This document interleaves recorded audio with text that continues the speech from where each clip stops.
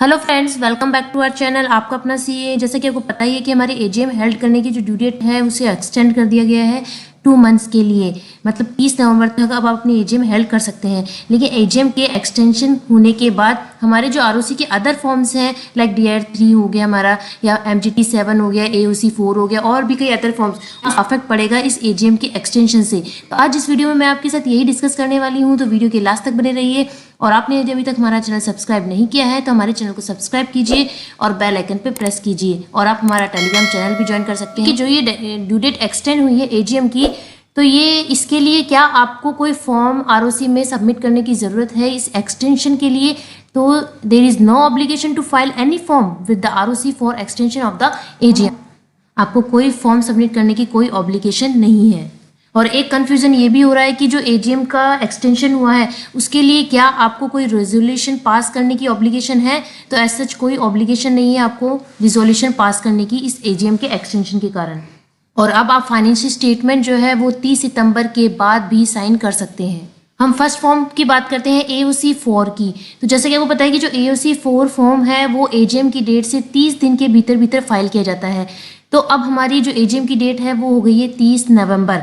तो अब आप AOC-4 जो फॉर्म है वो आप 29 दिसंबर 2021 तक फाइल कर सकते हैं। अब उसकी AOC-4 की जो ड्यू डेट है फाइल करने की वो 29 दिसंबर है। नेक्स्ट हम MGT-7 फॉर्म की बात करते हैं। तो जो MGT-7 फॉर्म होता है वो एजीएम की डेट से 60 डेज के विथिन फाइल करना होता है।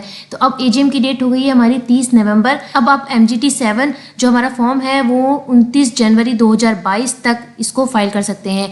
MGT-7 को फाइल करने की जो ड्यू डेट है वो 29 जनवरी 2022 तक हो गई है।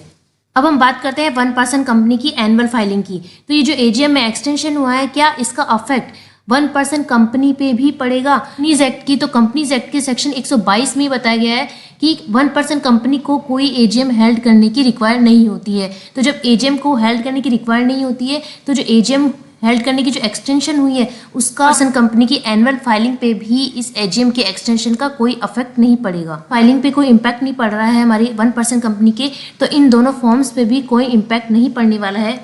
तो जो 1% कंपनी के केस में जो AOC-4 है, MGT-7 है, उनकी ड्यू डेट्स को अब हम देख लेते हैं। तो AOC-4 जो है उसकी ड्यू डेट 27 सितंबर है और MGT-7A की जो ड्यू डेट है फॉर 1% कंपनी के लिए वो है 26 नवंबर 2021। नेक्स्ट हम देखते हैं LLP के केस में एजीएम का एक्सटेंशन जो है उसका कोई इम्पैक्ट होगा। Extension of AGM shall only be applicable on companies not on LLP। तो LLP की जो एनुअल फाइलिंग है उस पर भी इस एजीएम के एक्सटेंशन का कोई इम्पैक्ट नहीं पड़ेगा। तो जो हम LLP के केस में LLP-8 जो फॉर्म फिल करते हैं उसकी ड्यू डेट सेम रहेगी 30 अक्टूबर। नेक्स्ट हम बात करते हैं फॉर्म DIR-3। तो क्या एजीएम के एक्सटेंशन से DIR-3 पर कोई फर्क पड़ेगा? तो एजीएम की डेट और DIR-3 का कोई कनेक्शन नहीं है, इसलिए जो DIR-3 को फाइल करने की जो ड्यू डेट है वो सेम रहेगी और उसकी जो फाइल करने की ड्यू डेट है वो 30 सितंबर है।